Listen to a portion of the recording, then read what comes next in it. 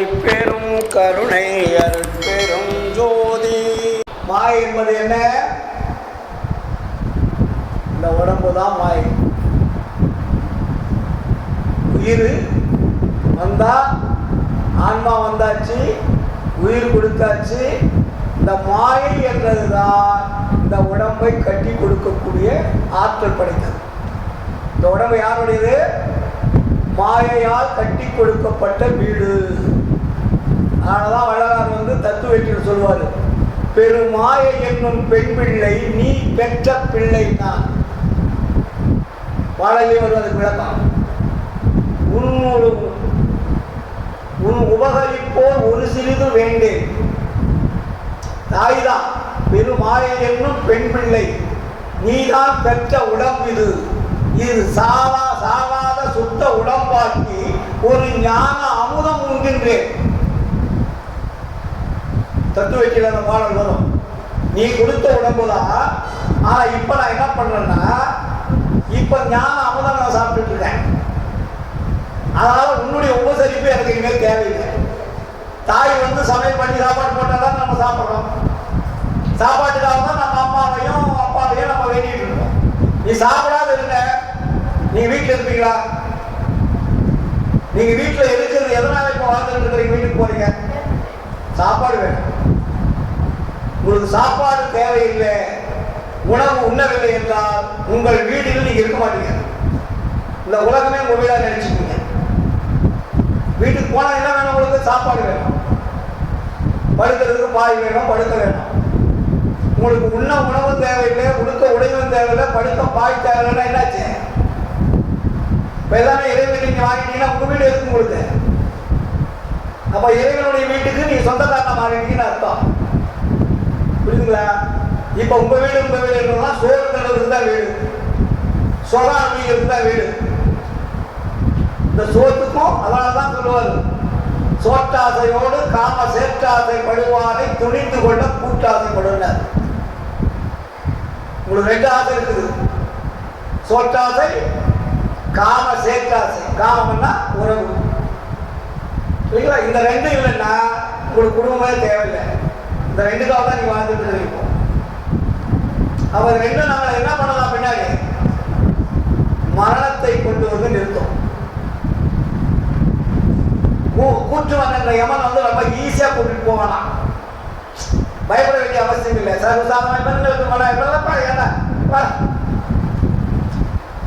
போலீஸ்கார எப்படி கொலகாரனா ரொம்ப கடுமையா பாதுகாப்பான்.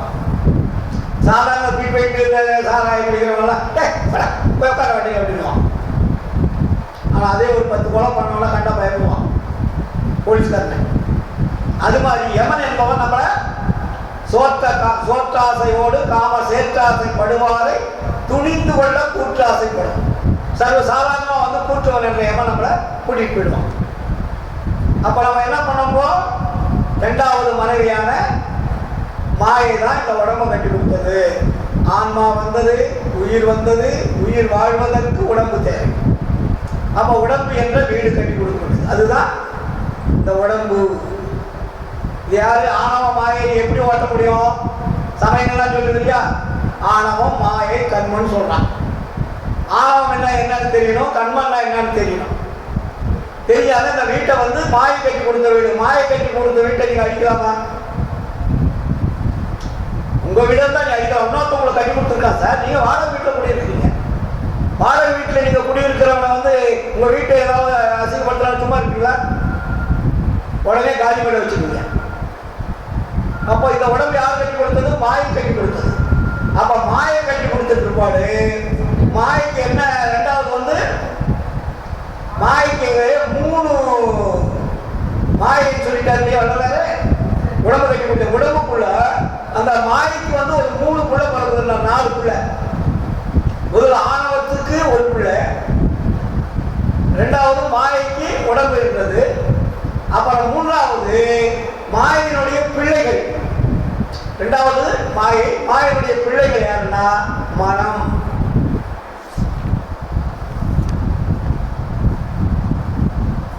மனம், புத்தி, சித்தம், அகங்காரம் இல்லைங்களா?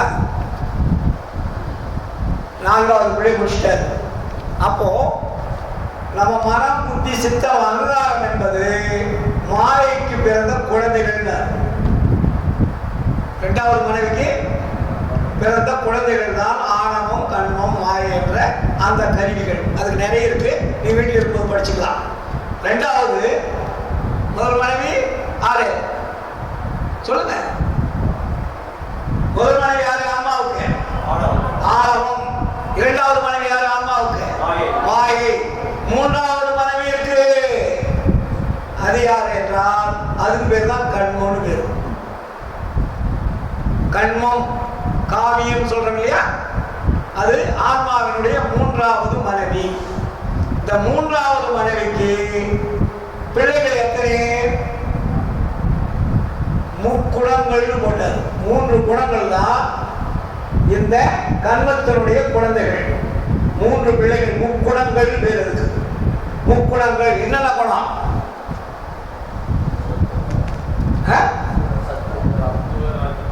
சத்துவ குணம், ராட்சச குணம், தாமச குணம். இந்த 3 குணங்கள் தான் கண்மத்தினுடைய குழந்தைகள். சரி, அப்ப என்னாச்சு? ஒரு வீட்டுல 3 மனைவி ஆயிடுச்சு. ஆன்மாவுக்கு 3 பொண்டாட்டி. 3 பொண்டாட்டிக்கு எத்தனை குழந்தைங்க? இப்போ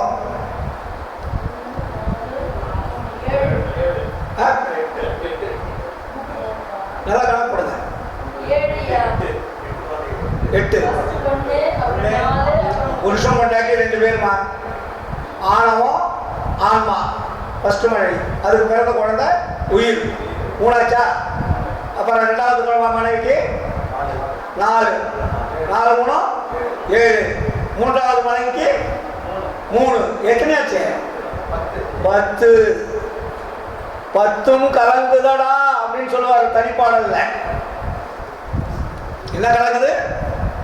10ம் கலங்குதடான்னு ஒரு பாட்டு அருமையா வரும். அப்போ 10, நம்ம இந்த குடும்பத்தில் எத்தனை பேர் இருக்கிறாங்க? 10 பேர் இருக்காங்க. அந்த 10 பேருக்கு என்ன பண்ணுமா? 10 பேர் வாழ்ற குடும்பத்துக்கு என்ன வேணும்? சாப்பாடு வேணும். சாப்பாடு இல்லைன்னா அந்த வீட்டில் குடியிருக்க முடியாது இல்லைங்களா? அப்ப 10 பேர் குடும்பத்துக்கு டெய்லி நம்ம என்ன பண்ணுமா? சாப்பாடு கொடுக்கணும். அதுக்கு பேர் என்ன வச்சாங்க? வளராது குடிக்கூலின்னு பேரு. அதுக்கு பேர் என்ன? குடிக்கூலி என்றால் வீட்டு வாடகை. வீட்டில் குடியிருக்கிறவங்களுக்கு வாடகை கொடுக்குற மாதிரி நம்ம குடிக்கூலி தினமும் கொடுக்கணும். ஏன்னா குடும்பத்துடனே குடித்தனம் செய்யும் குடிக்கூலிக்கும் கொண்ட மலையில் கண்ட காட்சிகள் கனவிலோ ரதங்கள் ராமாயணத்தும் பாரதத்தும் இல்லை. இடிவிலும் இடிவது எஞ்சான் உள்ளது, மரமும் சரமும் மாறா ஒழுக்கது, சுற்றிலும் 9 பொத்தல் உடையது, சீரும் சிறுமியும் சேர்ந்து கிடப்பது, என்பதோ இறைச்சை எங்கும் சென்னி ஆய்ந்து செய்த ஆகரமுற்றது, அகவல் அணுகள் புகழல் இகழல் அணிகள் துணிகள் அணிவராய சால வித்தைகள் சதுரிற் கொண்டது, கிடந்தும் இருந்தும் நடந்தும் பற்பல பகலின் மனையால் படும்பாடு அதிகம். நம்ம என்ன பண்றோம்? உடம்ப எல்லாம் படிச்சு வச்சுட்டாங்க. என்னென்ன மினுக்கு மினுக்க உடம்ப வச்சுக்கிட்ட எல்லாம் எழுதிட்டாரு. என்ன துணி கட்டுறதுல இருந்து அலங்காரம் பண்றதுல இருந்து அட்டகாசம் பண்றதுல இருந்து இந்த உடம்ப என்னென்ன வேடிக்கைலாம் பண்றீங்கன்னு எழுதி வச்சிட்டேன். அப்ப இங்க நீங்க குடிக்கூடி கொடுத்துக்கிட்டு இருக்கணும். அந்த உடம்ப நீங்க என்ன பண்றீங்க? டெய்லி மேக்கப் பண்ணிட்டு இருக்கிறீங்க. புறத்துல அகத்துல இருக்கிறத பார்க்கல, புற வேலையெல்லாம் செஞ்சுட்டு இருக்கணும். நம்ம தினமும் அகத்துல ஒரு நாள் கூட நம்ம திரும்பி பார்ப்பதில்லை. அப்போ இந்த குடும்பத்துக்கு 10 பேரோட குடும்பத்துக்கு உணவு நமக்கு தேவை. உணவை கொடுக்குறீங்க. உணவை கொடுக்கலன்னா என்ன நடக்கும்னு சொல்றாரோ எழுதாதீங்க. அதுக்குள்ள ஒரு 3 காவலாளி அனுப்புறாரு. இந்த 10 பேர் வாழற குடும்பத்தில் சரியான முறையில் வாடகை கொடுக்கவில்லை என்றால் அவர்களை என்ன செய்வது? நம்ம சொல்றோம் இல்லையா? பாட கொடுக்கல, அவனை காலி பண்ணலன்னா உடனே பார்த்துட்டு போறோம், போலீஸ் ஸ்டேஷன் போறோம், நகரம் பண்றோம், என்னென்ன பண்றோம். காலி பண்ணாத ஒரு நோட்டு முடிச்சு வந்துட்டா நீங்க என்ன பண்ண முடியும்? உடனே போலீஸ் ஸ்டேஷன் போறீங்க, அப்புறம் கோர்ட்டுக்கு போறீங்க, அதை எடுத்துக்கிட்டு கிடந்தான். ஆனா இங்க நீங்க சாப்பாடு கொடுக்கலன்னா இந்த உடம்புல என்ன ஆகும்? அதுக்கு என்ன வச்சிருக்காருன்னா 3 வேலை வச்சிருக்காரு. அதுக்கு பேர் தான் வாதம், பித்தம், சிரோத்துவம்னு பேரு. நம்ம சொல்றோம் இல்லையா, வாத நாடி, பித்த நாடி, சிரோச்சும நாடி. இந்த நாடிக்கு என்ன வேலை? தெளிவாக எழுதுறாரு.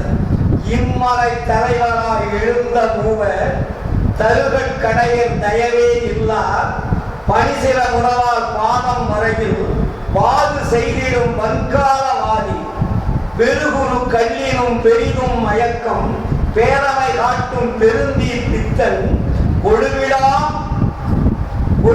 எரிந்தும் கொள்கை போல் இறக்கம் கொள்ளார். கொள்கை போல் இரக்கம் கொள்ளார் இடர் செய் குளிர்ந்த கொள்ளி இவர்கள் என்னோடு இகழ்வர் இறங்கார் எனக்கும் சேரும் ஏழ்மையும் பாரார். பிண்டம் என்னும் பெருங்கூலி அன்றைக்கன்றே நின்று வாங்குவர். தெரியாத ஒரு நாள் செலுத்தாவிட்டால் உதிரத்துள்ளே உருங்கணல் எழுப்பி உள்ளும் புறத்தும் எண்ணெறி ஊட்டி அருநோய் பற்பல அடிக்கடி செய்வர். இவர்களும் செய்கை எண்ணும் தோறும் பகீரென உள்ளம் பதைத்து கொதித்து வெதும்பும் எண்ணில் விளம்புவதென்னே சினமிகும் இவர்தம் செய்கைகள் கனவினும் நினைத்து விழித்து நேர்வதன் முன்னே. சாப்பாடு கொடுக்கறது என்ன ஆகும்? பாத நாடி, பித்த நாடி, சுடுமணி நாடி 3 சேர்ந்து உங்களை ஒரு ஆட்டி உங்களை மரணத்திற்கு இந்த உடம்பை விட்டு வெளியே போனான்னு சொல்ற அளவு வேலையா ஆரம்பிச்சிருக்க. நீ வாழை கொடுக்கல, காலையில கொடுக்கணும், மதியம் கொடுக்கணும், சாயந்தரம் கொடுக்கணும், 3 வேலையை வந்து நின்றுக்கும். அதனாலதான் இதுக்கு 3 வாதம், பித்தம், சிரோத்துவம். இந்த 3 வசூலிக்கிறவர்கள். அதாவது என்ன சொல்றது, தண்டு வட்டிக்கார மாதிரி. தண்டு வட்டி பார்த்தீங்கன்னா அந்த டைம் கொடுக்கலாம், என்ன பண்ணுவான்? ஃபைனான்ஸ் கொடுப்பான். தண்டு வட்டி என்ன பண்ணுவாங்க? வீட்டு தேடி வந்துடுறாங்க. அது மாதிரி இவங்க வந்து நம்மளை அந்த அவ்வளவு சீக்கிரத்தில் இந்த உடம்ப கொஞ்ச நேரம் நீங்க சாப்பிடலன்னா என்ன ஆகும்? மயக்கம் வரும், நோய் வரும், மறுபடியும் பிடி, அதாவது பிரச்சனை வரும், மயக்கம் வரும், நோய் வரும், கடைசியில் படுக்க வச்சிரும். அப்புறம் உடம்பு இயங்காது, ரத்தம் ஓடாது, இல்ல விந்து வராது, வெதிப்பு போயிடும், கவம் கட்டும், ஹார்ட் அட்டாக் வரும், எல்லா வியாதியும் வந்துடும். இந்த உணவு போகலன்னா இவ்வளவு வேலை தானே நடக்கும். அதான் ஜீவகாலத்துக்கு எழுதுவார். பசி பிணி வருகின்ற பொழுது ஒரு மனிதனுக்கு அதனால் வரக்கூடிய இடையூறுகள் என்பதை ஜீவகாலத்தில் கூட பார்க்கலாம். பசியின் அமைத்தின் ஒரு கட்டுரை போடுவார். இதெல்லாம் படிச்சிருக்கீங்களா? பசியின் அவத்தின் உலகத்துல யாருமே சொல்லாத வார்த்தைகள். அதான் பசியனுடைய அவத்தை. அந்த அவத்தையை போக்குவதும் தான் கடவுள்னு சொல்லி முடிக்கிறார். அப்போ குடிக்கூலி கொடுக்க முடியாமல் ஏழ்மை நிலையில் இருக்கக்கூடிய ஏழைகள், பசியனால் வாழுகின்றவர்கள் இல்லைங்களா? அதனாலதான் உயிர் இறக்கம்னாங்க. ஒரு உயிரை காப்பாற்ற வேண்டுமானால் நீ உயிரை இரக்கமாக வாழுன்னு போட்டாங்க. அந்த உயிர் என்பது பசியினால் தவித்து, நோயினால் தவித்து, பிணியினால் தவித்து, இச்சையினால் தவித்து, எளிமையினால் தவித்து, கொலையினால் தவித்து இந்த உடம்பை விட்டு வெளியேறுகின்ற பொழுது அதற்கு உதவி செய்கிறவர் எவனோ அவனே கடவுள். ஜீவகாலத்துக்கு கொண்டு வந்தாங்க. பசி, பிணி, தாகம், எச்சை, எளிமை, பயம், கொலை, இதுதான் ஒரு மனிதனுக்கு துன்பம். எப்படி வருது? பசியினால் வருது. வீடுதோர் இறந்தும் வெற்றரை கண்டுலம் துடித்தேன் வீடின் மாணிகளாய் ஏழைகளாய் நெஞ்சிழைத்தவன் தமை கண்டே இழைத்தேன். என்ன பார்த்து விடுது? இந்த பசி வருகின்ற பொழுது அந்த சொன்ன 10 பறந்து போயிடும். முதல் 10 சொன்னார் இல்லையா? 10. இந்த வெளியே சமயவாதிகள் சொன்ன 10 அல்ல. இந்த உடம்பில் இருக்கக்கூடிய குடித்தனம் செய்யக்கூடிய அந்த கணவன் மனைவி என்ற உறவுகள் சார்ந்த உறுப்புகள் எல்லாம் 10. இந்த 10ஐயும் யார் காப்பாற்றுகின்றார்களோ, காப்பாற்றி அதற்கு பிறகு உயிருடன் வாழ்ந்து அவரை பெறுகின்றார்களோ அவன் தான் இறைவனை போக முடியும். அப்ப நமக்கு என்ன தேவைப்போ? ஆன்மாவை தெரிந்து கொள்ள வேண்டும், உயிரை தெரிந்து கொள்ள வேண்டும், உணவை தெரிந்து கொள்ள வேண்டும், உடம்பிற்கு உணவு எப்படி கொடுக்க வேண்டும் என்பதை தெரிந்து கொள்ள வேண்டும். உடம்புக்கு தாங்க உணவு கொடுத்துட்டு இருக்கிறோம், கண்டதெல்லாம் உள்ள அனுப்பிட்டு இருக்கோம். ஆனா வள்ளலார் எந்தெந்த உணவை உள்ள அனுப்பணும்னு சொன்னாரு. நீ குடிக்கூலி கொடுக்கிறோம் வருவான், கொடுக்கணும் வாடகை, வாடகை கொடுக்காட்டி செத்துருவேன், அதிகமா கொடுத்தாலும் செத்துருவேன். உடம்புக்கு உணவு கொடுக்கலனாலும் மரணம், அதிகமா கொடுத்தாலும் மரணம். அப்ப என்ன பண்ணணும்? உணவை மாத்துடானாலும் வளர.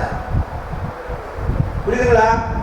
உணவை, இந்த ஆன்மாவையும் உயிரையும் உடம்பையும் காப்பாற்ற வேண்டுமானால் நம்முடைய உணவு முறைகளை மாற்ற வேண்டும், ஒழுக்க முறைகளை மாற்ற வேண்டும், வாழ்க்கை முறைகளை மாற்ற வேண்டும், இறைவனை தொடர்பு கொள்ள வேண்டும். இத்தனை ஒரு மிக்சிங் இது. நம்ம ஒன்றை மட்டும் முடிச்சுக்கிட்டு ஒன்றை விட்டுட்டோம்னாக்கா சன்மார்க்க வேலையில நமக்கு உடம்பையும் காப்பாற்றணும், உயிரையும் காப்பாற்றணும், ஆன்மாவையும் உடம்பை விட்டு வெளியே அனுப்பக்கூடாது, இறைவனையும் நம்ம தொடர்பு கொண்டுட்டே இருக்கணும். இதெல்லாம் ஒன்றா சேர்கின்ற பொழுதுதான் அறிவு என்பது அப்ப விளங்கும். நீ ஒன்றை மட்டும் முடிச்சுக்கிட்டீங்கன்னா அறிவு விளங்காது. அப்ப அறிவு என்பது ஆன்மாவிலிருந்து வெளியே வரணும். இதெல்லாம் செஞ்சீங்கன்னாதான் அறிவு என்பது ஆன்மாவிலிருந்து வெளியே வந்து காட்டும். அதுக்கு பேர் தான் ஆன்மா அறிவுன்னு வள்ளலார் வச்சார் பேர். நம்மளாம் ஆறு அறிவுன்னு சொல்றோம், ஆறு அறிவுன்னு வள்ளலார் சொல்லல. தேவகானத்துல யாரும் எழுதி வச்சிருக்கிறாங்களே என்ன தெரியாது. வள்ளலார் எந்த இடத்துலயுமே ஆறு அறிவு உள்ள மனிதர்கள் வந்து ஒரு 2 இடத்துல வருது. ஆனா வள்ளலார் என்ன சொல்ற? அறிவுக்கு இந்திரிய அறிவு, கரண அறிவு, ஜீவ அறிவு, ஆன்ம அறிவு. இந்த வாய்ப்புள்ள இருக்கிறது இதுதான். இந்திரியங்களால் தெரிந்து கொள்வது இந்திரிய அறிவு, கரணங்களால் தெரிந்து கொள்ளக்கூடியது கரண அறிவு, ஜீவனால் தெரிந்து கொள்ள வேண்டியது ஜீவ அறிவு, ஆன்மாவில் தெரிந்து கொள்ள வேண்டியது ஆன்ம அறிவு. அதற்கு மேல் இறைவனுடைய அருளை பெறுகின்ற பொழுது அதுக்கு பேரு அருளறிவு. அருளை மீறி மறுபடியும் இறைவன் தொடர்பு கொள்கின்ற பொழுது கடவுள் அறிவு. புரியுதுங்களா? இந்திரிய அறிவு, கரண அறிவு, ஜீவ அறிவு, ஆன்ம அறிவு, அருள் அறிவு, கடவுள் அறிவு. கடவுள் அறிவு முற்று வைத்து விட்டால் மரணங்களா பெறுவார்கள். அப்பதான் கடவுள் நம்மளை ஏற்றுவார். அருள் அறிவு கிடைச்சா மட்டும் பத்தாது, கடவுள் அறிவுன்னு ஒண்ணு வாங்கணும். கடவுளை விட்டு அனுமதிச்சுட்டு பிரவிஷ்ணு போய் பார்க்கணும்னா என்ன பண்ணலாம்? பிரவிஷ்ணுடைய பர்மிஷன் வேணும். அவர் டேட்டு கொடுத்தாதான் உள்ள போக முடியும். அது மாதிரி அருட்பெருஞ்சோதி ஆண்டவர் டேட்டு கொடுத்து அவன் வர சொல்லு. இதுதான் வள்ளலார் சொன்னார். வானிருக்கும் பிரம்மர்களும் நாரணரும் பிறரும் மாதவம் பன்னாட் புரிந்து மணிமாட நடுவே தேனிருக்கும் மலரனை மேல் பழிக்கரையினூடே திருவடி சேர்த்து அருள்க என செப்பி வருந்திடம் நான் இருக்கும் குடிசையிலே வலிந்து நுழைந்து என் ஊரிருக்கும் குடிசையிலும் உள்ளும் நுழைந்தனே. பல்லாயிரம் ஆண்டுகளாக தவம் எடுத்திருக்கார் யாரு? பிரம்மா, விஷ்ணு, சங்கரன், மகேஸ்வரன், சதாசிவன், சக்தி, சந்திரன் எல்லாம் இறைவனை காண்பதற்காக தவம் எடுத்து கொண்டிருக்கிறார்கள். அவர்கள் எப்படி இருக்கிறார்களா? இறைவன் வருவதற்காக, இறைவன் காவடி பட வேண்டும் என்பதற்காக ரத்தின கம்பங்கள் விலை மதிப்ப, அதாவது அதுக்கு மதிப்பே கிடையாது, அப்படிப்பட்டதை வைத்து காத்துக் கொண்டிருக்கிறார்கள். இறைவன் அங்கு செல்லவில்லை. எங்க தேனிருக்கும் மலரனே திருவடி சேர்த்து அருள்க என செப்பி வருந்திடவும் நான் இருக்கும் குடிசையிலே வலிந்து நுழைந்து என் ஊரிருக்கும் குடிசையிலும் உள்ளும் நுழைந்தனே. ஆண்டவர் பொம்புள்ள, ஆண்டவர் வளரார் பொம்புள்ள, ஆண்டவரை வாலிலே உள்ள போறாங்க. வலிந்து நுழைந்து கதவை திறந்து உள்ளே வந்து என் உடம்பில் புகுந்து கொண்டாங்க. ஊரிருக்கும் குடிசையிலும் உள்ளும் நுழைந்தனையே. இந்த நிலை நமக்கும் வரும். அதே வாழ்க்கை வாழ்கின்ற பொழுது வள்ளலார் மட்டும் கிடைக்கல, நமக்கும் கிடைக்கும். நம்ம அந்த வாழ்க்கை வாழ வள்ளலார் 195 ஆண்டுகள் இந்த பூலகத்திற்கு வருஷ விழா கொண்டாடுறோம். பிறந்த நாள் விழா, வருவிக்க விட்ட விழா கொண்டாடிட்டு இருக்கோம். இந்த 195 ஆண்டுகளுக்கு முன்னாடி இதே தமிழ்நாட்டில் வாழ்ந்தவர் 51 ஆண்டுகளுக்குள்ள இறைவனை வந்து ஏற்றுக்கொண்டவர். இது 2000, 3000, 5000 ஆண்டுகள் உள்ள கற்பனை கதைகள் அல்ல. நம்முடைய 3, 4 தலைமுறைக்கு முன் நடந்தது. இதே தமிழ்நாட்டில் இதே சித்திவராக திருமாலில் இறைவனை வந்து வெள்ளர் பெருமானை ஏற்றுக்கொண்ட நாள். அதுதான் சித்திவராக திருமலை தரிசனம் பேரு. அந்த திருநாளை நம்ம எல்லாம் கொண்டாடிட்டு இருக்கிறோம். சித்தி பெற்ற நாள் வருதுங்க. அப்ப இது நமக்காக அவர் வாழ்ந்து காட்டியது அவருக்காக அல்ல. இப்படித்தான் வாழ்ந்து இப்படித்தான் இறைவனை பெற வேண்டும் என்று இறைவன் கட்டளையை ஏற்று வந்து இந்த மக்களுக்காகத்தான் வாழ்ந்து காட்டினார் வள்ளலார். நமக்காக தான் அனுப்பினார் ஆண்டவர், வள்ளலாருக்காக அல்ல. நாம் வாழ வேண்டும், எப்படி வாழ்ந்து இறைவனுடைய திருவருளை பெற்று இறைவனிடத்திற்கு செல்ல வேண்டும் என்ற வழிமற்றவர் காட்ட ஏற்றமற்ற எழுதி வைக்கிற கண்ணுக்கு முன்னாடி வாழ்ந்து காட்டினார். அப்படி வாழ்ந்தால்தான் நமக்கு அந்த மாநகரா பெருவாழ்வு கிடைக்குமே தவிர அதை விடுத்து எதை செய்தாலும் கண்டிப்பா கிடைக்காது. பேசலாம், ஏன்னா நீங்க அவரை பெருமையை பேசிட்டு இருக்கிறவங்க. அப்படி நம்மளை பெருமையை பேசக்கூடிய வாழ்க்கை நம்ம வாழ்ந்தா நமக்கு குறைஞ்ச வாழ்க்கை. அது எவ்வளவு பெரிய வாழ்க்கை. ஏன்னா ஒரு பெரிய ஒரு டிஎம் போஸ்ட், ஒரு எம்பி போஸ்ட், ஒரு எம்எல்ஏ போஸ்ட், இல்ல அதை விட பிரைம் மினிஸ்டர் போஸ்ட், இப்படிலாம் வரும்போது ஒரு பெரிய மகிழ்ச்சி அடைகிறான். என்னை சாதாரண போஸ்ட் கொடுக்கறதுக்காக அவளை கூப்பிடுறாங்க. அதெல்லாம் அது பேர் என்ன வச்ச வேலை, பேரின்ப சித்தி பெருவாழ்வுன்னு போட்டார். இந்த வாழ்வுதான் என்ன வாழ்வு? சிறு வாழ்வு, அற்ப வாழ்வு, மனம் வரக்கூடிய வாழ்வு. அப்ப அந்த பேரின்ப சித்தி பெருவாழ்வை வாழ வேண்டும் என்பதற்கு தான் வள்ளலார் சொன்னாரே தவிர உங்களை சும்மா நிம்மதி ஒரு வேடி காட்டுறதுக்காக. ஏன்னா இது வெளியே எத்தனையோ பிறகுகளை இருந்து வாழ்ந்துட்டு வந்து நமக்கு தெரியாது. இப்ப மனித பிறவி கிடைத்திருக்கு. இந்த பிறப்பை நாம் எப்படி வாழணும்? உயர்ந்த அறிவு உள்ள பிறத்த மனித நேரத்தை கொடுத்து அன்பர்களை தயவு செய்து கேள்வி சொல்றாங்க. எப்படி வாழ வேண்டும் என்பது நமக்கு தெரிய வேண்டாமா? அதனாலதான் வள்ளலார் சொல்ற சக்தி பெருமிடத்தில் சொல்வாரு, இந்த பத்தமும் நம்ம உடம்புக்குள்ள இருக்கு. இந்த உடம்புக்குள்ள இருக்கக்கூடிய உணவை நம்ம கொடுத்துட்டு இருக்கிறோம். இந்த உணவை நம்ம மாற்றணும். உணவை மாற்றுகின்ற பொழுதுதான் அறிவு மாறுனர். நீ உணவை மாற்றாத அறிவு மாறாது. என்னைக்கு உணவு மாற்றுறீங்களோ அந்த அறிவு என்பது தன்னைத்தானே மாறும். உணவு ஒழுக்கம், உணவு வந்தாலே ஒழுக்கம் வந்துடும், ஒழுக்கம் வந்தாலே உணவு மாறிடும். இது ரெண்டுக்கு ஒரு பிளஸ் பாயிண்ட். ஒழுக்கம் இருக்கிறவன் உணவை மாற்றுவான், உணவை கட்டுப்படுத்துறவன் ஒழுக்கத்தை மாற்றுவான். Very simple. அப்ப என்ன கிடைக்கும் நம்ம கிட்ட? உடம்பு அழியாது, உயிர் விட்டு உடம்பை விட்டு போகாது, ஆன்மாவில் இருக்கக்கூடிய அறிவு என்பது நமக்கு விளங்க ஆரம்பிச்சோம். அவன் ஆன்மா அறிவு விளங்கும் போது அருள் எப்படி பெற வேண்டும் என்ற வழி நமக்கு அறிவு சொல்லும். அறிவு அப்போ ஒரு செகண்ட் பை செகண்ட் நம்ம ஒர்க் பண்ணிக்கிட்டே இருக்கோம். எப்படி ஒரு வியாபாரத்துக்கு, ஒரு பிசினஸுக்கு, ஒரு வேலைக்கு போகும்போது அடுத்ததுன்னா நம்ம அறிவு சொல்லுது இல்லை. எடுத்தோடனே நீங்க ஆபீஸ்ல போய் எப்படி உட்காந்துருக்கீங்க, போன உடனே எப்படி உட்காரணும், என்ன செய்யணும், யாராவது வேலை கொடுக்கணும், எப்படி எப்படி அந்த வேலையை வாங்கணும்ன்றது நம்ம அறிவு சொல்லிதான் செய்யறோம். அந்த மாதிரி வேலைகளை இந்த அறிவு இந்த உடம்பில் இருந்து நமக்கு சொல்லும். அதனாலதான் சொல்லுகின்றேன் பற்பரனான் துரிசலவே தூய்மை உடையனவே வெல்லுகின்ற வார்த்தை என்று வெறும் வார்த்தை என் வாய் விளம்பாது.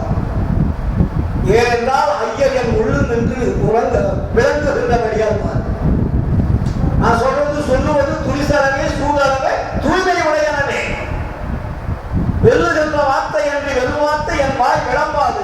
ஏன்? என் ஐயர் உள் நின்று உலகுகிறார் சொல்றார். அப்ப அறிவு என்பது நமக்கு சொல்லுது. அறிவு என்பது சொல்லும் போது நம்ம தப்பு செய்யறதுக்கு வாய்ப்பே வராது. அவதான் ஆன்ம நேயம் என்பது வரும். உங்கள் ஆன்மா என்ன தன்மை உடையது என்பது நீங்கள் புரிந்து கொள்ளுகின்ற பொழுது மற்ற ஆன்மாவனுடைய சகோதர தத்துவம் அப்பதான் வரும். அதுக்கு பேர் தான் ஆன்ம நேய ஒருமைப்பாட்டு உரிமை. உங்கள் ஆன்மாவை நீங்கள் அனுபவிக்காத, ஆன்மாவை பார்க்காத வரையில், உணராத வரையில் உங்களுக்கு ஆன்மநேய ஒருமைப்பாடு என்பதற்கு சத்தியமா கிடைக்கும். பேசலாம், வள்ளலார் ஆன்மநேய ஒருமைப்பாட்டு உரிமை வேண்டும் என்று சொன்னார்.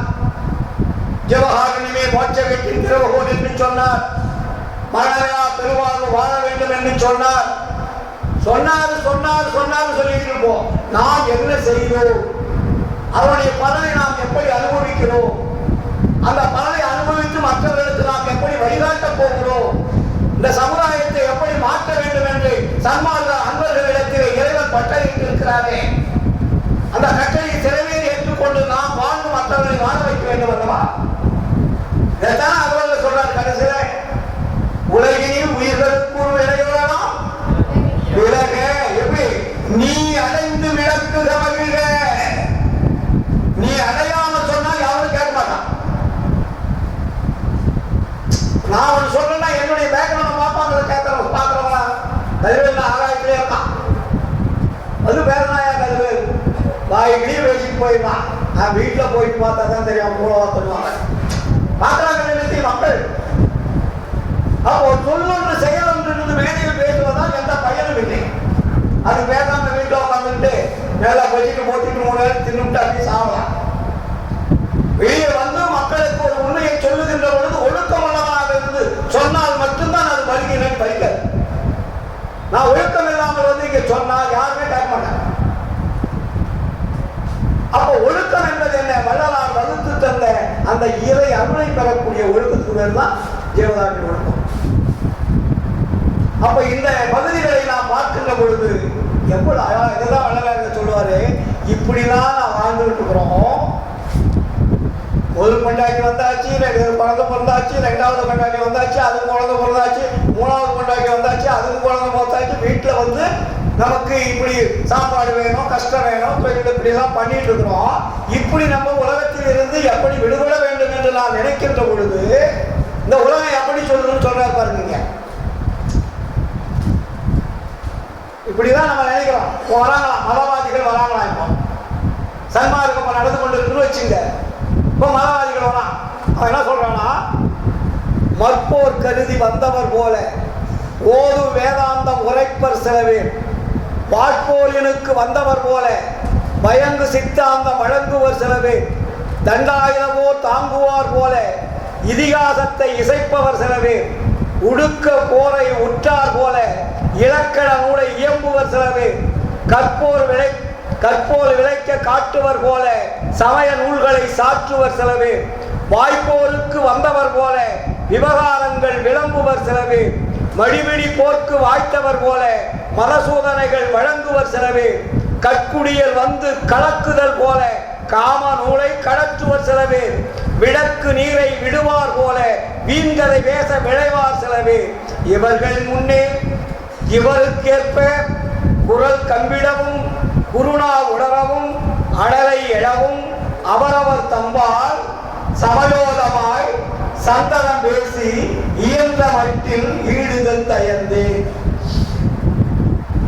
நம்ம பேசுறோம், சமயவாதிகள் வந்து நம்ம முன்னாடி தான் பேசுவான்.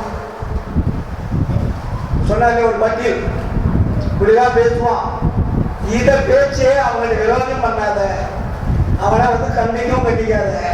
உன்னுடைய வாழ்க்கை சமயோதரமாய் சந்தனம் பார்த்து இவருக்கு முன்னால் இருப்பேன்.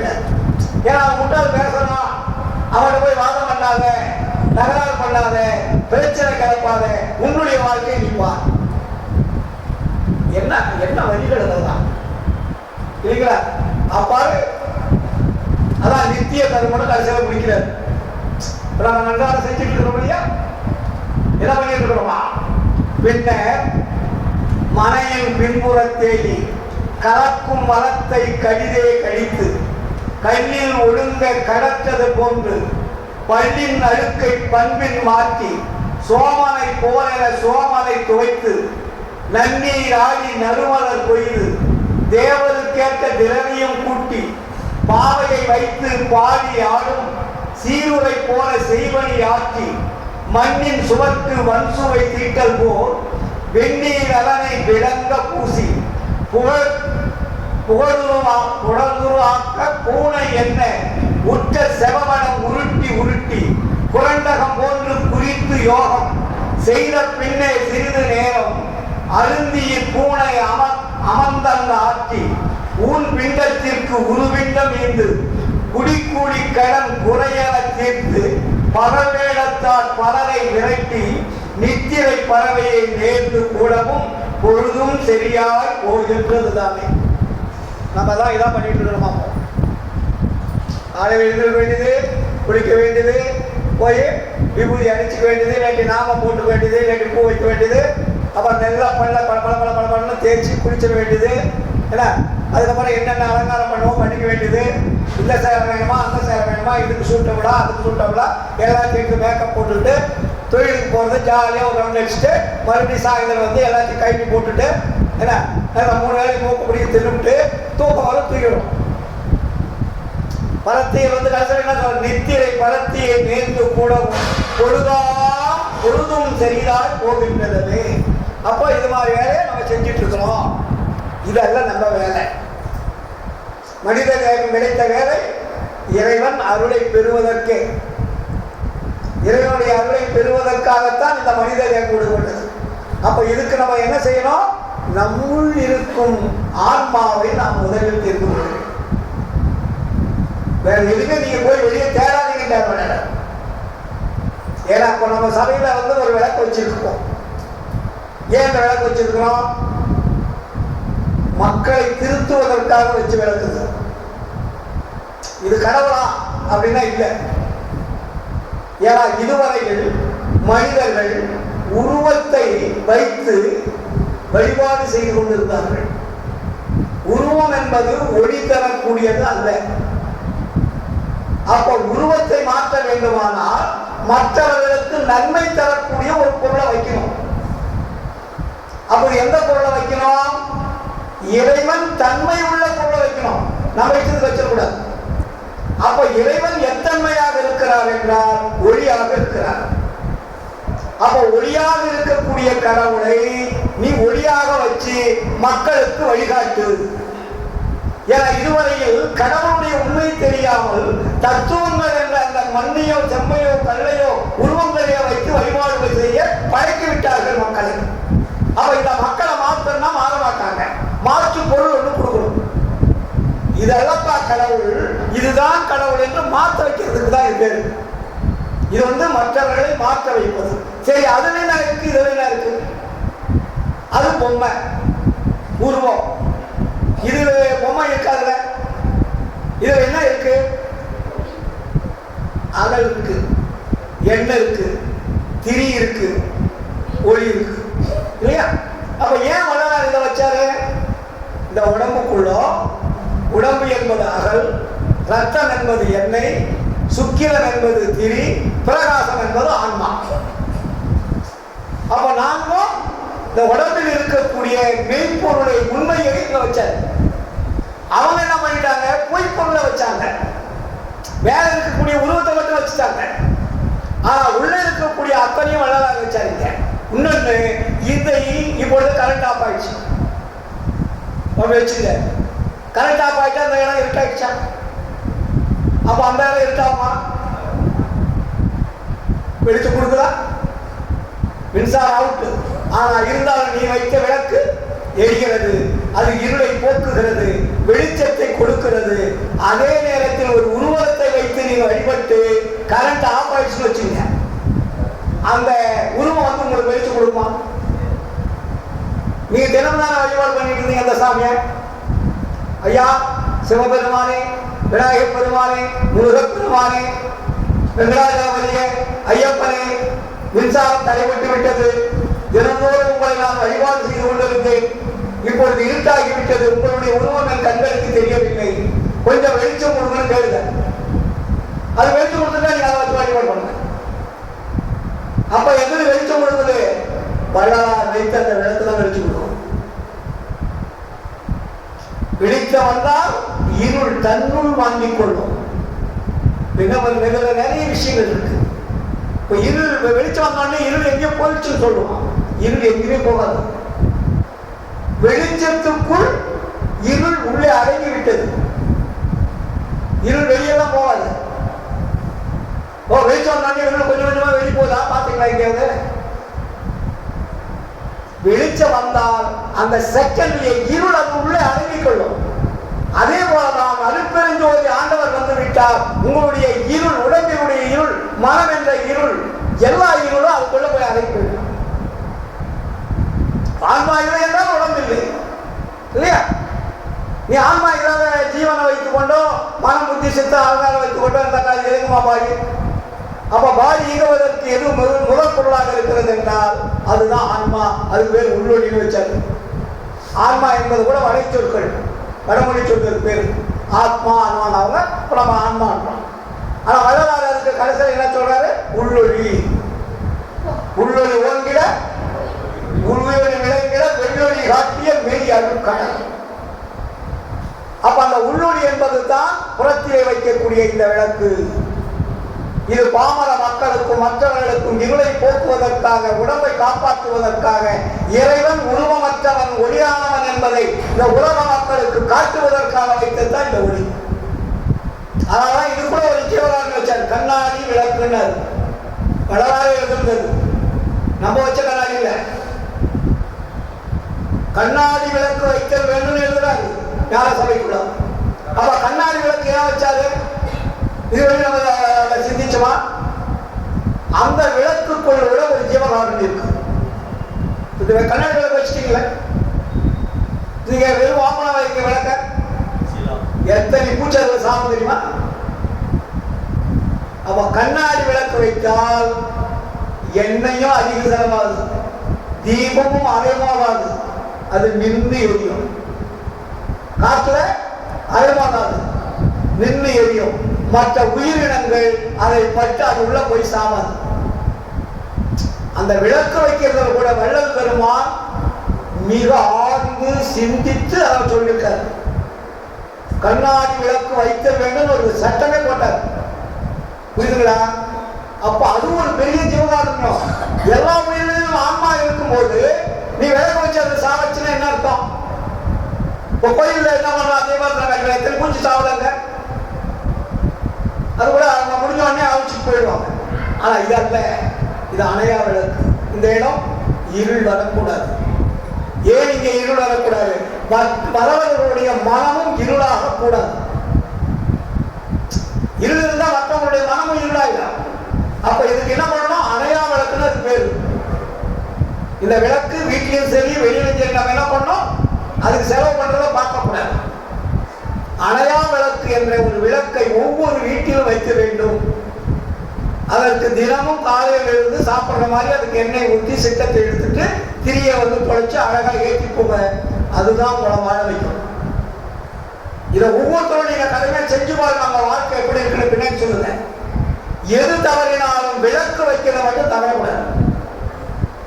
காலையில் இருந்து சொன்ன நம்ம குழந்தைகளுக்கு அப்படி சொல்லிக் கொடுங்க, மனைவிக்கு சொல்லிக் கொடுங்க, எல்லாரும் சொல்லி எங்கேயும் போய் வணங்க வேண்டாம். விளக்கு ஏற்றி வச்சுட்டு போய் வேலைக்கு போறீங்களா ஒரு கும்பிட்டு போட்டு போங்க. அன்னைக்கு வேலை எப்படி நடக்குதுன்னு பாருங்க. அசட்டு இருக்கக்கூடாது. இதெல்லாம் வள்ளலார் வகுத்து தந்த சிம்பிள் மேட்டர். இதையே நம்ம ஒழுங்குபடுத்தாம நம்மளால பெருவாழ் வரணும் எப்படி சார் முடியும்? முதல் ஒழுக்கம் இல்லை. அவர் சொன்ன சின்ன சின்ன முறைகளை கடைபிடிக்கல, இல்ல சின்ன சின்ன வழிபாட்டு முறைகளை கடைபிடிக்கல, மற்றவர்களுடைய அன்பா பேசுவதற்கு தெரியல, எதுக்கெடுத்தாலும் கோபம் வந்துடுது. இப்ப இது மாதிரி இந்த குணாதிசயங்கள் சன்மார்க்கத்தில் இருக்கலாமா? தயவுடையவர் எல்லோரும் சன்மார்க்க சங்கத்தவரும் வள்ளலார் சொல்லிட்டார். சன்மார்க்கத்தவர்கள் எப்படி இருக்கணும்? தயவு இருக்கணும், அன்பு இருக்கணும், கருணை இருக்கணும். தயவு, அன்பு, கருணை. கருணை ஒன்றே வடிவாகி பிறருக்கு அளித்த கடும் துயர் அச்சமாதிகளை தவிர்க்கும் நல் நலம்தான் நல்குதல் எனக்கு இச்சைதான் என்றார். அப்ப கருணையினுடைய வடிவமாக நாம் வாழ்கின்ற பொழுதுதான் இறைவன் என்ன தன்மையுடையவன்? கருணை தன்மையுடையவன். என்ன படிக்கிறீங்க? தனிப்பெருந்தருணை எது பேர் வச்சாரு? அருட்பெருஞ்சோதி, அருட்பெருஞ்சோதி, தனிப்பெருந்தருணை, அருட்பெருஞ்சோதி. அப்ப தனிப்பெருந்தருணையாக இருக்கக்கூடிய இறைவனை தொடர்பு கொள்ள வேண்டுமானால் நாம் எப்படி இருக்கணும்? கருணை உணர்கிறோம். அதோடைய கேரக்டர் நீங்க மாறினாதான் அங்க போக முடியும். அது என்ன தன்மை? அந்த தன்மைக்கு நம்மளை மாற்றிக்கணும். அப்ப நம்மகிட்ட என்ன இருக்கு? கருணை வேணும் இல்லைங்களா? கருணைதான் என்னை நிலைமை ஏற்றி வைத்ததுன்னு வருகிறார். வேற என்ன என்னை ஏற்றி வைக்கவில்லை. அன்பு, தயவு, கருணைதான் என்னை ஏற்றி விட்டது. நான் பாடிய பாடல்களோ, நான் வழங்கிய தெய்வங்களோ, நான் வழிபட்ட உருவங்களோ என்னை ஏற்றி வைக்கவில்லை. என்னை ஏற்றி வைத்தது எதனில்? கருணை, அன்பு, தயவு. அதே போல நீங்களும் கருணை, அன்பு, தயவு பெற வேண்டும். இது பெறுவதற்கு எது தடையாக இருக்கிறது? ஆச்சார சங்கல்பங்கள் தடையாக இருக்கு. தினமும் படிக்கிறோம். எது தடையாக இருக்குது? சுத்த சன்மார்க்கத்தில் முக்கிய தடைகள் போட்டாருங்க. அந்த தடைகளை தூக்கி எறியணும்.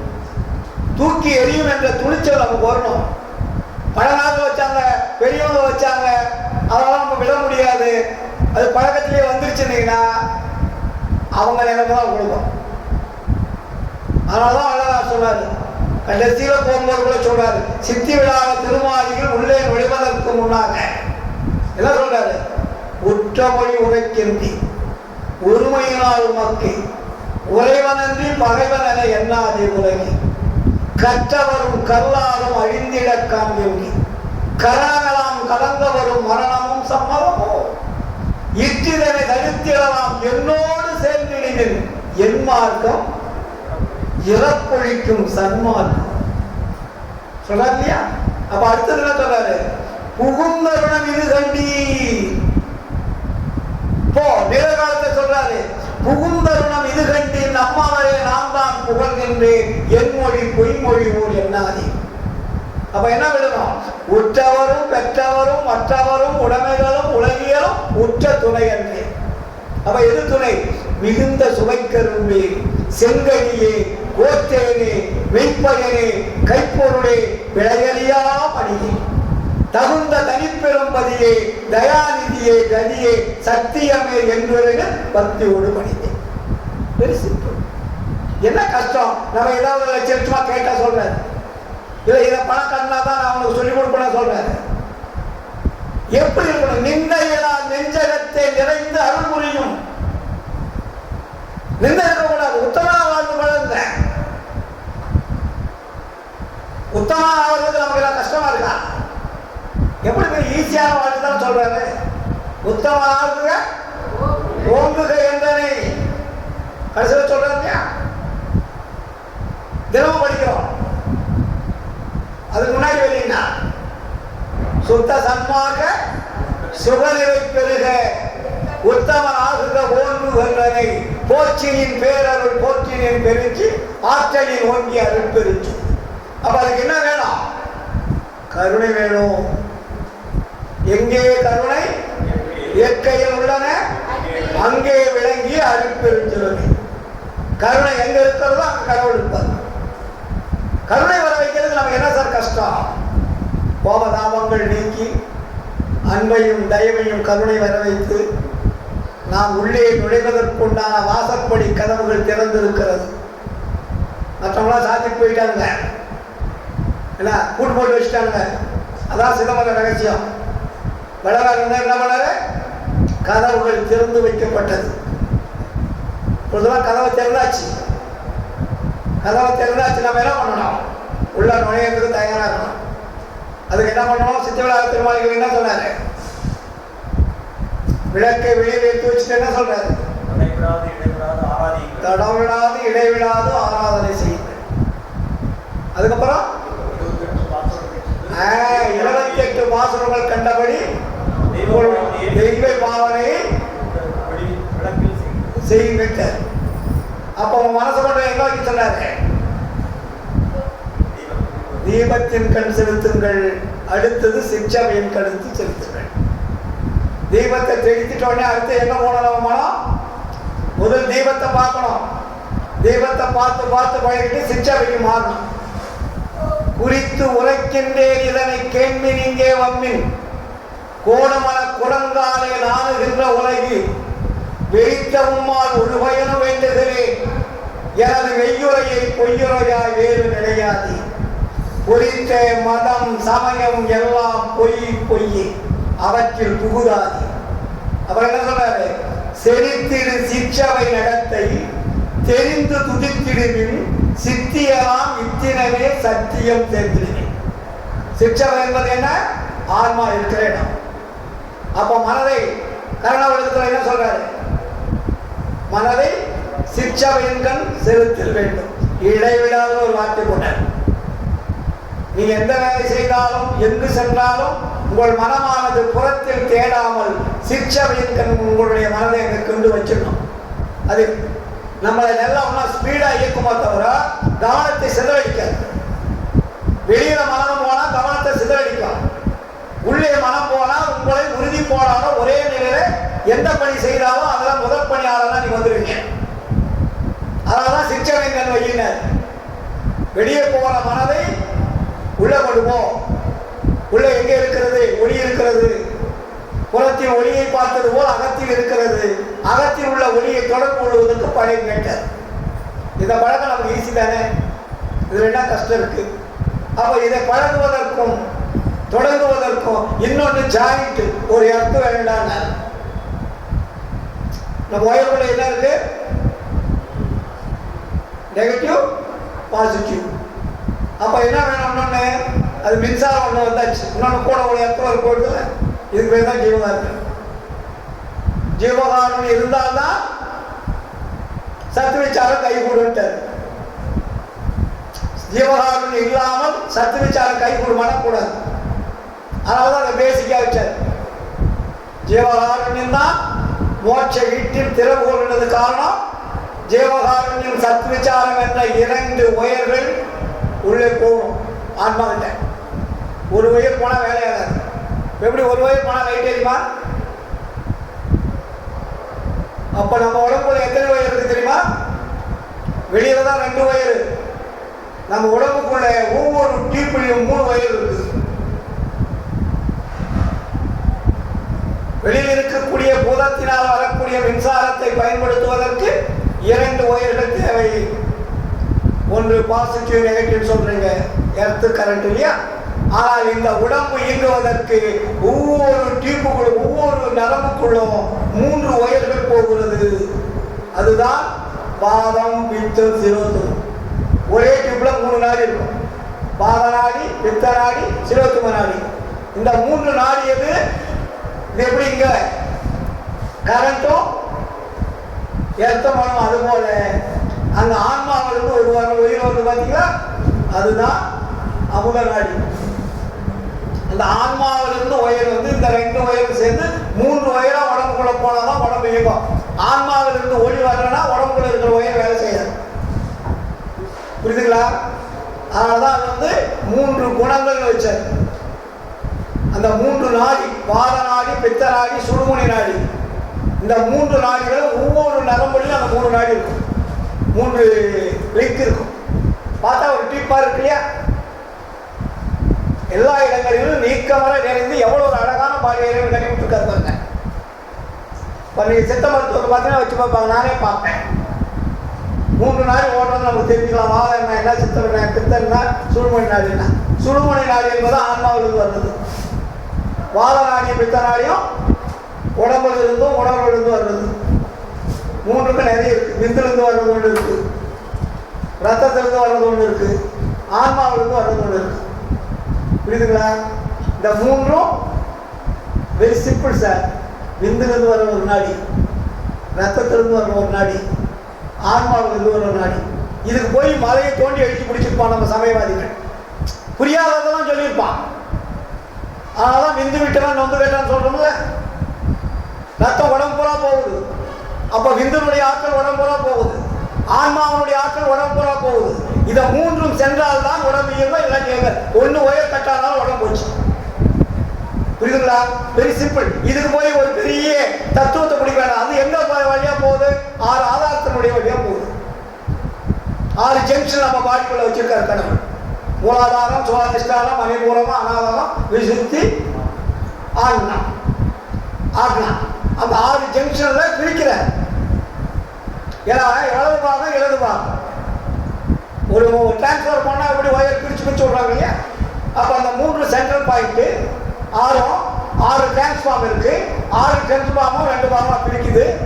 ஒன்று வந்து வலது பாகம், இன்னொன்று இடது பாகம்.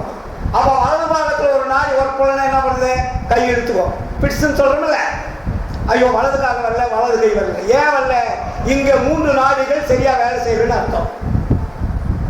இந்த பக்கம் வேலை செய்யுதுன்னு அர்த்தம். புரியுதுங்களா? அப்போ இதை தான் நம்ம சமயவாதிகள் என்ன வச்சோம்? 6 முகமும் 12 கையின்னு முருகனுக்கு வச்சுட்டான். 6 டிரான்ஸ்ஃபார்ம், 6 ஜங்ஷனுக்கு 6 முகம். இரண்டா பிரிப்பது 6 முகத்துக்கு 2 முகம் 2 வச்சா 12. 6 முகமும் 12 கையெல்லாம் வச்சா நம்ம சமயவாதிகள். விஷயம் இருக்கு சொல்லல. அப்ப 6 முகம், முகம் என்றால் என்ன? 6 சேர்வது ஒரு முகம், 6 முகம், 6 எல்லைகளை கடந்து ஒரு முகம் இருக்கு. அதுதான் தலைபாகம். அப்ப தலைபாகத்துல என்ன இருக்கு? அறிவு இருக்கு. அப்ப அறிவு எந்த வண்ணமாக இருக்கிறது? வேல் வண்ணமாக இருக்குதுன்னு அவன் போட்டான் வெளியே. முருகன் கையில் என்ன இருக்கு? வேல் இருக்கு. வேல் முனையில எப்படி இருக்கு? கூர்மையா இருக்கு. அது கீழே கொஞ்சம் அகன்று இருக்கும். அதுக்கப்புறம் என்ன வச்சிருக்கான்? ஆழமா வச்சிருப்பான். அப்ப மனிதனுக்கு அறிவு என்பது கூர்மையாக இருக்க வேண்டும், அது அகன்று இருக்க வேண்டும், அது ஆழமாக இருக்க வேண்டும். Very simple. அறிவு கூர்மையா இருந்தாலும் பத்தாது, அகன்று இருந்தாலும் பத்தாது, அது ஆழமாக இருக்கணும்னா அந்த அறிவானது எல்லாத்துக்கும் பயன்படக்கூடியதா இருக்கணும். அதனாலதான் கூர்மை, அகன்று, ஆழமாக இருக்குன்னு சமயவாதி வச்சான். இதை வள்ளலார் நேரடியாக நமக்கு சொல்லிட்டாரு. உன்னுடைய அறிவு 6 ஆதாரங்களுக்கும் பயனுள்ளதாக இருக்கணும். உடம்பை பாதுகாக்கணும். உடம்பை மரணங்களா பெருவாழ்வுக்கு கொண்டு செல்லக்கூடிய அளவிற்கு அறிவு விளங்கணும். அறிவு விளங்கினால்தான் அருள் விளங்கும். அருள் விளங்கினால்தான் கடவுளுடைய தொடர்பு கிடைக்கும். கடவுள் தொடர்பு கிடைத்தால் மட்டுமே மரணங்களா பெருவாழ்வு வாழ முடியும் என்று கூறிக்கொண்டு நாம் எல்லோரும் ஆன்மாவை தெரிந்து கொள்ளுங்கள். ஆன்மாவை தெரிந்து கொள்ளாமல் இருக்கின்ற வரையில் நம்மை நாம் புரிந்து கொள்ள முடியாது. ஆனால் சிற்சபையில் விளங்குகின்ற தெய்வமதே தெய்வம் போல வேற தெய்வங்களா? தெய்வம் எங்க இருக்குது? அருஜோதி தெய்வமே ஆண்டு கொண்ட தெய்வம், அம்பலத்தை ஆடுகின்ற ஆனந்த தெய்வம், பொருட்சாரும் அறைகளெல்லாம் போற்றுகின்ற தெய்வம், போராந்த தெய்வம், உயர் நாடாந்த தெய்வம். அது எப்படி இருக்கா? இருப்பாடு நீக்கி ஒளி ஈந்தருளும் தெய்வம், எண்ணியவான் எண்ணியவான் எமக்கருளும் தெய்வம், திருப்பாடல் உகந்தனையே சிவமாக்கும் தெய்வம். அது எதற்கு? சிற்சபையில் விளங்குகின்ற தெய்வம். அதே தெய்வம், வேற எந்த தெய்வம் கிடையாது. வெளியில் இருக்க தனிப்பெரும் தருணை என்ற தெய்வம் ஆன்மாவிலே அமர்ந்து கொண்டிருக்கிறார். அது கண்ணுக்கு தெரியாமல் இருக்கிறார். அதை தொடர்பு கொள்ளக்கூடிய அறிவு உனக்கு இருக்கிறது. தொடர்பு கொண்டால் உனக்கு அறிவும் விளங்கும், அருளும் விளங்கும், ஆண்டவரும் தெரிவார். ஆண்டவர் தெரிந்தால் அவருடன் சேர்ந்து கொள்ளலாம். கணவன் தெரிந்தால் தான் சார் கொண்டாடி போய் படுக்க முடியும், ஜெனரலா சொன்னா. அதே மாதிரிதான் இது. கணவன் தெரியாமல் மனைவி எப்படி செல்வார்? எப்படி தேடுவாள்? கணவன் எங்கே மறந்து கொண்டு இருக்கிறார் என்றால் ஒரு மனைவி எப்படி தேட முடியும்? ஆனால் வள்ளலார் சொன்னார், இங்கே கணவன் மனைவி உறவு வேண்டும் ஆண்டவர் நினைக்கிறது. மற்ற உறவுகள் அங்க பொருந்தாது விட்டார். ஆனால் நாம் எல்லாம் ஆன்மாக்கள். இறைவன் ஆண்மகன், ஆணும் அல்ல பெண்ணும் அல்ல அழியும் அல்ல. நாம் எல்லாம் ஆணும் அல்ல பெண்ணும் அல்ல அழியும் அல்ல. அப்ப ஆன்மாக்கள் என்று பெண்பால் தன்மை கொண்டது. இறைவன் ஆன்மால் தன்மை கொண்டவன். இறைவனை நேசிக்க வேண்டும், இறைவனை காதலிக்க வேண்டும், இறைவனுக்கு உராய வேண்டும். அனுபவமானது அப்படியே பச்சை பச்சை எழுதி பரவாயில்ல. காதல் கைமீறி போகின்றது, தாங்க முடியாது. என்னுடைய காதலை என்னால் அடக்க முடியவில்லை, இருக்க முடியவில்லை, என் செய்வேன் துடிப்பான். இறைவனை நேசிப்பதற்கு, இறைவனத்தை தொடர்பு கொள்வதற்கு, அருளை பெறுவதற்கு, அந்த அருளும் சுவையை அனுபவிப்பதற்கு ஏங்கி ஏங்கி தனித்து பெற்றவர்கள். அதே மாதிரி நாமோ பெற்றோமானால் சிற்றின்பம் என்பது சின்ன இன்பம், அது அழியக்கூடிய இன்பம். வள்ளலார் காட்டியது பேரின்பம். அது நிலைத்திருப்பது, பெருமை வாய்ந்தது, என்றும் அழியாதது, நிலைத்திருப்பது. அதுக்கு பேர் தான் பேரின்ப சித்தி பெருவாழ்வு கொண்டார். அப்ப அந்த பேரின்ப சித்தி பெருவாழ்வை பெறுவதற்கு நாம் வள்ளலார் சொல்லிய ஜீவகாருண்ய ஒழுக்கம், சத்து விசாரம், இந்த ரெண்டுக்குள்ள இந்த அருட்பாவுடைய சாரம் அத்தனையும் இருக்கு. இந்த 2 வழிதான் இது பூரா சொல்லுது. பாடல்கள் வேறாக இருக்கலாம், இடங்கள் வேறாக இருக்கலாம், பாடுகின்ற சூழல் வேறாக இருக்கலாம். எல்லாவற்றிற்கும் 2 வழிதான். ஒன்று சத்து விசாரம், இன்னொன்று பரோபகாரம். இந்த 2ம் இருந்தால் மட்டுமே நாம் மேல்நிலைக்கு செல்ல முடியும் என்று கூறிக்கொண்டு அடுத்ததாக வர அக்டோபர் 5, 6 சென்னை மாநகரிலே மிக பிரம்மாண்டமான மாநாடு நடத்திருக்கிறது. கலைவாண அரங்கத்தில் அனைவரும் வந்து கலந்து கொள்ளுங்கள். வெளிநாட்டிலிருந்து மக்கள் வருகிறார்கள், பேச்சாளர் வருகிறார்கள். இந்த தமிழகத்திலே இருக்கக்கூடிய அரசியல்வாதிகளுக்கும் மற்றவர்களுக்கும் இன்னும் வள்ளலார் யார் என்பதே தெரியாமல் இருக்கின்ற காரணத்தினால் சில அரசியல்வாதிகள் எல்லாம் அழைத்து அவர்களுக்கு வள்ளலார் யார் என்பதை புகட்டுவதற்காக முதுநாள் அரசியல் தலைவர்கள் எல்லாம் வரவேற்கிறோம். அவங்க கிட்ட சேர்ந்துன்றதுக்காக, அவங்க உரையாடுறதுக்காக, அவங்க போய் தொண்டு செய்யறதுக்கு அல்ல. வள்ளலார் யார் என்பது இந்த தமிழ்நாட்டில் வாழக்கூடிய, இந்த தமிழ்நாட்டில் இருக்கக்கூடிய அரசியல் தலைவர்களும் ஆட்சியாளர்களும் இன்னும் வள்ளலார் யார் என்பதை தெரிந்து கொள்ளாமல் இருக்கிறார்கள். அவர்களுக்கு புரிய வைக்க வேண்டியதாக இருக்கிறது. அந்த கட்டாயத்தில் நாம் இருக்கிறோம். அப்படி உலகம் முழுவதும் பரவுவதற்குள்ளான ஒரு வேலைகளை செய்யக்கூடிய ஒரு மாநாடாக வள்ளலார் கொள்கைகளை உலகம் முழுவதும் விட்டு செல்லக்கூடிய நிலையில் இந்த மாநாடு சிறப்பாக நடைபெறப் போகிறது. அதற்காக என்னுடைய பணியும் கொஞ்சம் அதிகமாக இப்பொழுது செயல்பட்டு கொண்டிருக்கிறோம். இது வெளியே அப்படியே போதுன்னு விட்டோம். கடைசியில் வந்து எல்லாரும் சொல்லி, ஐயா நீங்கள் வந்தால் தான் வேலையாகுன்னு சொல்லிட்டு என்னுடைய இல்லத்திற்கு வந்து அழைத்ததால் அந்த பொறுப்பை சிறமேற்கொண்டு இப்பொழுது செயலாற்றி கொண்டிருப்பதால் மக்கள் எல்லோரும் இப்பொழுது விழிப்புணர்வு அடைந்து விட்டார்கள். எல்லோரும் வருவதற்கு காத்திருக்கிறார்கள். நீங்களும் உங்களுடைய பணிகளை முடித்துக் கொண்டு கலைவாண அரங்கத்திற்கு வந்து மாநாடு சிறப்படைய நீங்களெல்லாம் உதவியாகவும் பாதுகாவலராகவும் சன்மார்க்க வீர் கொண்டு இழக்கக்கூடிய வீர செல்வங்களாக வர வேண்டும் என்று கூறிக்கொண்டு இந்த வாய்ப்பளித்த அத்தனை அன்புள்ளங்களுக்கும் மனமார்ந்த நன்றியை வாழ்த்துக்களை தெரிவித்துக் கொண்டு சிறிய உரையை நிறைவு செய்கிறேன். நன்றி, வணக்கம், வாழ்த்துக்கள்.